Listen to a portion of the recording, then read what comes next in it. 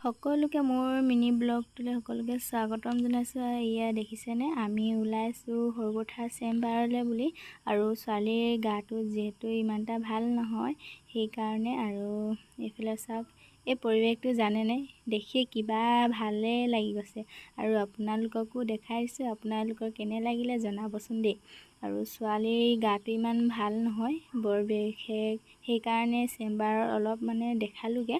ছোৱালীৰ সেই ডিচেণ্টেৰী আৰু ভাত নাখায়, এনেকৈ কিবা কিবি হৈছে, সেইকাৰণে অলপমান দেখুৱাটো ভাল হ'ব বুলি দেখাই ল'লোঁ। আৰু এইফালে চাওক, পিছফালে দৃশ্যটো দেখাই দিলোঁ।